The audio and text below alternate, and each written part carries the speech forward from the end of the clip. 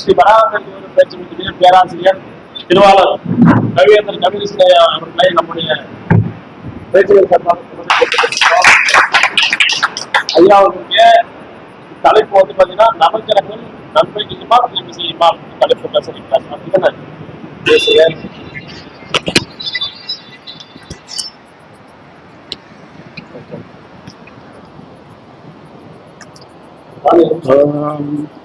श्री आंजनेयमति पाडानं कांचनाद्रि कमनीया विग्रहं बाध्या निर्मलावर्णं भावयामि वामनं यात्रयात्रि रणगिरिनं दादरदिग्गजं आंजनेयं बाष्पवारि परिपूर्णलोचनं मनोजपमार्गं तुल्यवेदं जितोन्तर्यं बुद्धिमतं वरिष्ठं भावात्मजं मानवदयुगमुख्यं श्रीरामं श्रीकृष्णनवमी पुत्रिवलं निर्वात्यं आरोगत अजिज्याय वाक्परिदं अनुमत्मरणं भवते श्रीराम जयं श्रीराम जयं.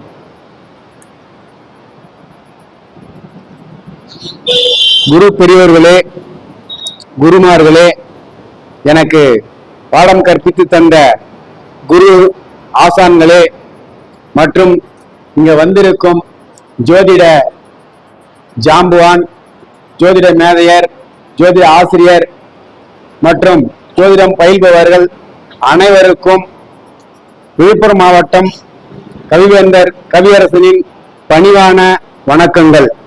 இப்பொழுது நான் பேசுவது நவக்கிரகங்கள் கொடுக்கின்ற நன்மையும் தீமையும் என்ற தலைப்புல நான் எடுக்கிறேன். அதாவதுங்க, ஜோதிடம் எப்படி இருந்தாலும் பரவாயில்ல, எதுவா இருந்தாலும் பரவாயில்ல, அதாவது எல்லா கிரகங்களும் நன்மை தான் செய்யும். அது இருக்கிற இடத்துல இருந்தா நன்மை செய்யும். அது மாறி உட்கார்ந்தா அதுதான் நிலைமையே. நீ எவ்வளவு பெரிய கோடீஸ்வரரா இருந்தாலும் பரவாயில்ல, எவ்வளவு பெரிய ஏழ்மையான நிலை இருந்தாலும் பரவாயில்லைங்க. ஏழ்மையான நிலையோடு மேல் நிலைமைக்கு வருவார், மேல் நிலைமைக்குள்ளவர் கீழ்நிலைக்கு வருவார். அதாவது உங்களை உயர்த்துவதும் தாழ்த்துவதுன்னா நம்மளுடைய தசா புத்தியும் தசா நடத்தக்கூடிய கிரகங்களும் தசா புத்தியில் அந்தரம் நடத்துகின்ற கிரகங்களும் தான் நம்மளை மேலும் கீழுமாக முன்னும் பின்னுமாக உயர்த்துகிறது. அதாவது இப்ப லக்னத்துல சூரியன் இருக்காருன்னு வச்சுங்களேன். லக்னத்துல சூரியன் எப்படி தெரியுமா இருப்பாங்க? ரொம்ப ரப்பன் டப்பா இருப்பாங்க, ரொம்ப எடுப்பா இருப்பாங்க. அவங்க உடல் எல்லாம் பாத்தீங்கன்னாக்க தளர்வே இருக்காது. வயது 80 ஆனாலும் பரவாயில்ல, 60 ஆனாலும் பரவாயில்ல, அவங்களோட உடல் எல்லாம் அந்த அளவு பலமா இருக்கும். அது என்னன்னு கேட்டீங்கன்னா, லக்னத்துல அது கெட்டகரன்னு சொல்லுவாங்க. ஆனா கெட்டகரம் கிடையாதுங்க. சூரியன் கெட்டு போச்சுன்னா நீங்க எந்த வேலைக்கும் லாக்கி இல்லை. அதாவது ஒரு சிறு கடைக்கு போனாலும் இருந்தான், ஒரு சிறிய பொருள் வாங்கினாலும் இருந்தான், சூரியன் கெடாம இருக்கிற வரைக்கும் பாத்தீங்கன்னா ஒரே சொல்ல போயிட்டு அவர் அந்த பொருளை வாங்கிட்டு வந்துருவார், உடனே வருவார். ஆனா சூரியன் பாதிக்கப்பட்டு போயிருக்குன்னு வச்சுங்களேன், இந்த போறேன் இந்த வரேன் நான் வந்துகிட்டே இருக்கேன், நமக்கு டிவி கொடுத்து பேசிங்க இருப்பார். ஆனா அவர் எந்த வேலையும் செய்ய மாட்டார், சும்மா தான் இருப்பாரு அங்க.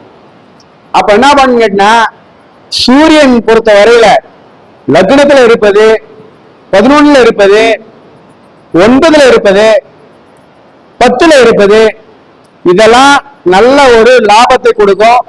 அரசியல் சம்பந்தப்பட்ட யோகங்களை தரும், பெரிய பெரிய மனிதர்களுடைய தொடர்புகளை தரும். அதே மாதிரி நீங்க போனீங்கன்னா உங்களை கூப்பிட்டு உட்கார வைப்பாங்க, முன்னாடி உட்கார சொல்லுவாங்க. நீங்க ஏழ்மையா இருந்தாலும் பரவாயில்ல, நீங்க வசதிக்காரரா இருந்தாலும் பரவாயில்ல, வாங்க முன்ன உட்காருங்க நீங்க அப்படின்னு சொல்லுவாங்க. அதே நீ வசதியே அதிகமா இருந்தாலும் சரிதான். சூரியன் பாழ்பட்டு, அதாவது துலாம்ல தான் அவர் நீச்சம் ஆவார், பரம நீச்சம். அதுவிட அந்த மேஷத்துக்கு மட்டும்தான் அதை நீச்சமா சொல்ல முடியும், 8ஆம் வீடுன்னு வர்றதுனால.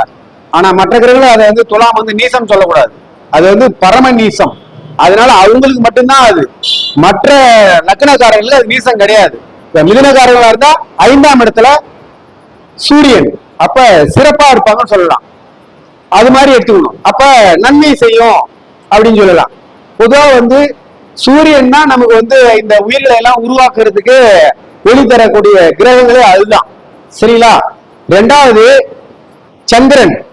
சந்திரனும் கிடக்கூடாதுங்க. சந்திரன் கிட்ட தெரியுங்களா? அதுதான் சொல்லுவாங்க கதி மதி, இது ரெண்டுமே கிடக்கூடாது. அதாவது கதி என்பவர் யாருன்னு கேட்டீங்கன்னா சூரியன், மதி என்பவர் யாருன்னு கேட்டீங்கன்னா ஹலோ மதி என்பது யாருன்னு கேட்டீங்கன்னா சந்திரன். அதுதான் கண்ணதாசன் ஒரு பாட்டு எழுதியிருப்பார். அதாவது 7 வருடத்துக்கு முன்னாடி ஒரு பாட்டு எழுதினார். அந்த பாட்டுல வந்து பானுவை தான் பாடுவாங்க, அவங்களே கதாநாயகி. அந்த பாட்டு அவங்களுக்கு பிடிக்கலையாம். அதனால வந்து கண்ணதாசனை கூப்பிட்டு அசிங்கப்படுத்தின மாதிரி அனுப்பிட்டாங்க. அப்பதான் அறிமுகம், அதாவது கண்ணதாசன். அதே 7 வருஷம் கழிச்சு அதே ப்ரொடியூசர் படம் எடுக்கும் போது இவர் பாட்டு எழுதுறாரு கண்ணதாசன். அப்ப என்ன பாட்டு எழுதுறாரு கேட்டீங்கன்னா, அதுல வந்து ஒரு காதல் வரணும், ஒரு சோகமும் வரணும், அதே மாதிரி இடைவெளியும் வரணும், ஆனா எதுவும் வெளியே தெரியாது, எல்லாமே ஜாலியா இருக்க மாதிரி இருக்கணும் அப்படின்னு பாட்டு எழுதுறாங்க. இது யாரு எழுதுனாக்கா கண்ணதாசன் சொல்றாங்க. அதுதான் போய் எழுதுறாரு. என்ன எழுதுறாரு, கண்ணிலே இருப்பதென்ன கண்ணிலமானே, இந்த பாட்டை எழுதிட்டு அதுல ஒரு வரி போடுறாரு. என்ன வரி போடுறாரு தெரியுமா, பானுமதியாய் அப்படின்னு ஒரு வரியை போட்டு உடனே என்ன சொல்றாரு, இந்த பாட்டை வந்து பானுமதி பாடுறாங்க. பாடிட்டு நான் இந்த கவிஞரை பார்க்கணும் அப்படின்னு கூப்பிடுறாங்க. கூப்பிட்ட உடனே 7 வருஷம் கழிச்சு பாக்குறாங்க.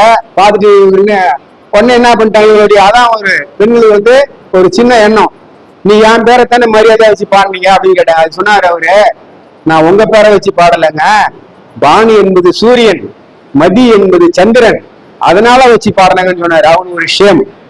அதனால இருக்கும் இடத்தில் அந்த கிரகம் இருக்கணும், அதே மாதிரி சொல்ற விதத்துல அந்த சொல்லு இருக்கணும், அது மாதிரிதான் வார்த்தை பிடிக்கும். அதே மாதிரி சந்திரனும் அப்படித்தாங்க. சந்திரன் பாத்தீங்கன்னா உங்களை லக்னத்திலேயே அமைஞ்சதுன்னா மிக சிறப்புங்க. பணம் எனி டைம் கையில இருந்துகிட்டே இருக்கும், சரிங்களா? ஆனா என்ன ஆகுங்க, அந்த பணத்தை வந்து இவர் வந்து உருப்படியாக செய்ய மாட்டார், வேற வழி செய்வார். கள்ள தொடர்பு, களவாணித்தனம், இதுக்கெல்லாம் கொண்டு போய் சொல்லி. ஏன்னா அவர் மனமாற்றக்காரகன், 27 மனைவிக்கு அவர் வந்து புருஷனா விளங்கக்கூடிய ஒரு கிரகம். அதனால வந்து இந்த அழகன்ற ஒரு திமிர் இருக்கும் அவங்களுக்கு. அதே மாதிரி எல்லாரையும் வந்து விரும்பக்கூடிய ஒரு எண்ணங்கள், எல்லாரும் கவரக்கூடிய ஒரு தேஜஸ் இருக்கும் அவங்க முகத்துல. அதனால அதே மாதிரி சந்திரனும் கெடக்கூடாது. சந்திரன் சூரியன் இவங்க கெடாம இருக்கிற வரைக்கும் நீங்கெல்லாம் சிறப்பா வருவீங்க. எந்த விதத்திலும் நீங்க வந்து தாழ்வு நிலைக்கு போக முடியாதுங்க. அடுத்தது இப்ப குரு எடுத்துக்கோங்க. இப்ப குரு பாத்தீங்கன்னா ஏன்னா நான் வரிசையா போனா டைம் பத்தாது, அதுக்கு முக்கியமான கிரகம் மட்டும் சொல்றேன். இப்ப குரு பாத்தீங்கன்னு வச்சுங்களேன், லக்னத்திலேயே அமர்ந்து லக்னாதிபதி ஒரு இடத்துல இருக்காருன்னா அந்த லக்னாதிபதி குரு பார்த்தாரு வச்சுங்களேன், அது 8ஆம் இடம்னாலும் சரி, 6ஆம் இடம்னாலும் சரி, 12ஆம் இடம்னாலும் சரிதான், அந்த இடம் பாதிக்காது. ஏன்னா இவர் சுபகிரகம் அந்த லக்னாதிபதியை பார்க்கறதுனால. அது பகை வீடா இருந்தாலும் கூட பரவாயில்ல. அப்ப சிறப்பா ஒரு ஜாதகர். ஏன்னா அதுவே ஒண்ணு, லக்னம் கொடுத்த அந்த வீட்டுடைய அதிபதிய இவருடைய 5ஆம் பார்வையாலேயோ இல்ல 7ஆம் பார்வையாலோ இல்ல 9ஆம் பார்வையாலோ பாக்குறாருன்னு வச்சுங்களேன், மிக சிறப்பு.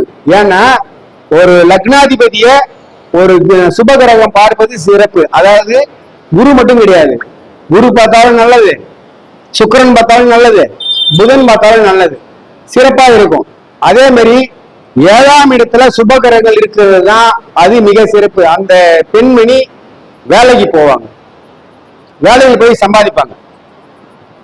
அதனால வந்து புருஷன் வேலைக்கு போகலாம் பரவாயில்ல, அந்த பெண்மணி பதவி உயர்வு பெற்று நல்லா சம்பாதிப்பாங்க, கை நிறைய சம்பளம் வரும்.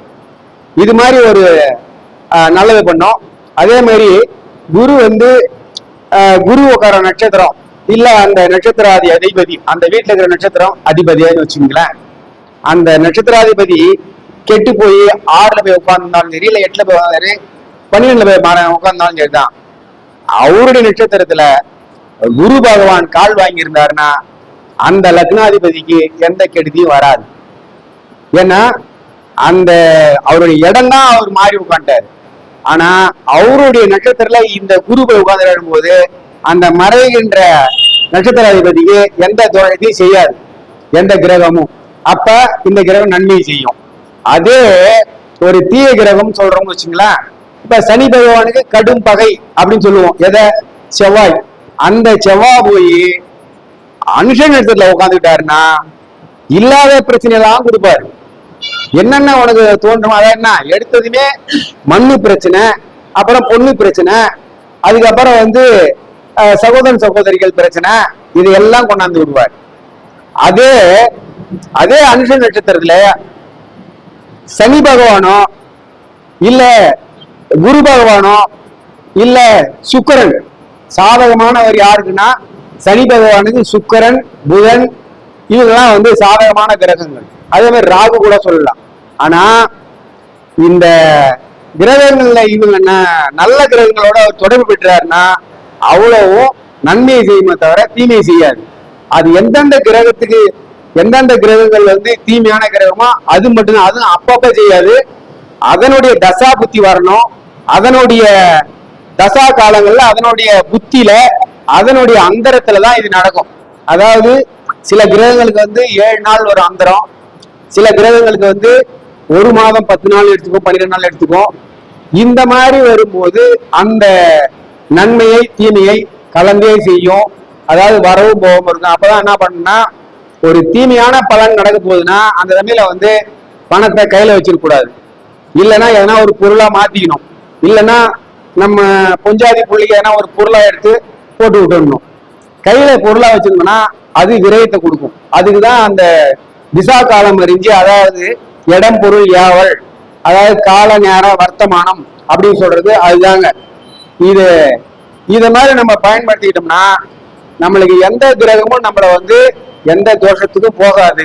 அடுத்தது தோஷமா தோஷம் இல்லையான்னு சொல்றாங்க இல்லையா.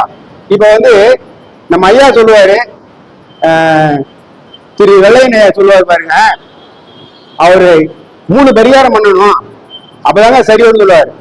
ஆனா அவர் சொல்றது பூராவுமே ரொம்ப சிறப்பா இருக்கும். ஆனா அதை யாருமே பின்பற்ற மாட்டேங்கிறாங்க. அவர் நல்லா ஆராய்ச்சி பண்ணி சொல்லுவார். அதேதான் நானும் சொல்றேன். ஒரு தோஷமா இல்லையான்னு சொன்ன ஒரு தோஷத்தை தாங்க. மகாபாரத யுத்தம் எங்க நடந்து கேட்டா, இல்ல கிருஷ்ணர் நடந்தது அப்படின்னு சொல்லுவாங்க. அப்பனா சொல்லுவாங்க சகுனியால் நடந்து சொல்லுவாங்க. அப்பனா சொல்லுவாங்க திருவிழாட்சினால மண்ணு பிரச்சனை நடந்தது, இப்படிலாம் சொல்லுவாங்க. எந்த கதையும் கிடையாதுங்க. இந்த மகாபாரத யுத்தத்துக்கு காரணம் எதுன்னு கேட்டா தோஷம் தாங்க. எப்படிங்க, இவர் போய் அந்த பொண்ணை யாரு கட்ட சொன்னது யாரு? அதாவது எங்க நம்மளுக்கு கெடும் நேரம் எப்படி வரும்னு கேட்டா அந்த மகாபாரதம் தான் இருக்குங்க. இப்ப வந்து சுபாலன் என்பவர் வந்து காந்தார இளவரசன், காந்தார மன்னன்.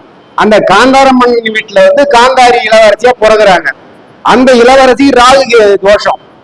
இதை கழிக்கிறதா என்ன பண்ணிட்டாங்க, நம்ம வரப்புறதுலாம் சொல்லிட்டு என்ன பண்ணிட்டாங்க, அதுக்கு தாலி கட்டி, அதாவது ஆட்டுக்கடாவுக்கு தாலியை கட்டி, அதுக்கு வந்து கூரை வேட்டி எல்லாம் கட்டி, அதுக்கு தாலியும் கட்டி அவங்க கையில வெட்டிட்டாங்க. அதை இது தெரியாம அவங்க என்ன பண்ணிட்டாங்க, பீஷ்மர் போய் பொண்ணு கேட்டு திருராசன் கட்டி விட்டாங்க.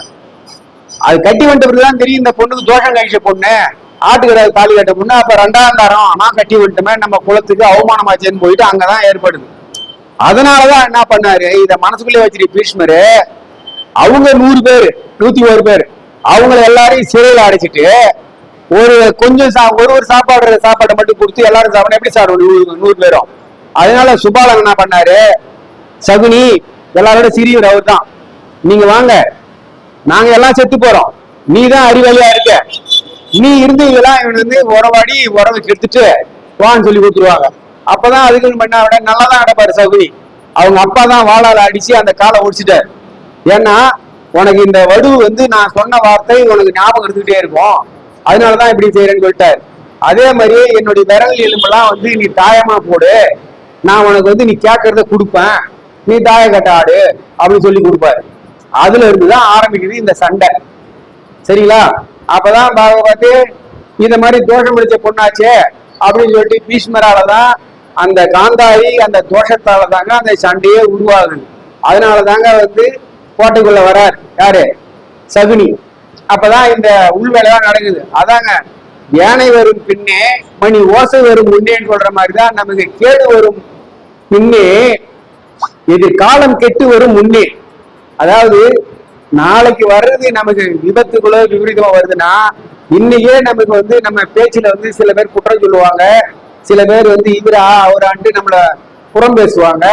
அப்புறம் வந்து குடும்பத்துல வந்து இவர் தாங்க பேச்சு இப்படிலாம் பண்றவருன்னு சொல்லி நம்மள குற்றம் சொல்லுவாங்க. இது என்னன்னு கேட்டா அந்த கிரகங்களுடைய தோஷ நிலைகள் ஏற்படும் போதுதான் பொதுவாகவே கெட்ட கிரகனாலே தோஷம் தாங்க.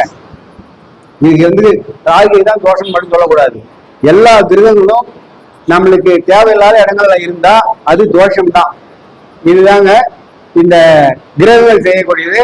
நற்பலனும் தீய பலனும் இன்னும் நிறைய சொல்லலாம், டைம் இல்லை, அடுத்தது பேசட்டும். அதனால என்னை பேச வாய்ப்பளித்த இந்த ஸ்ரீ வராகமிகிற ஜோதிட பயிற்சி மைய நிறுவன ஆசிரியர், நிர்வாக இயக்குனர், பேராசிரியர் அனைவரையும் மேல் நோக்கி நிறுத்தி அழகு பார்க்கின்ற ஐயா குருநாதர் ஏழுமலை ஐயா அவர்களை கரம் கூப்பி சிரம் தாழ்த்தி வணங்கி விடைபெறுகிறேன். நன்றி, வணக்கம்.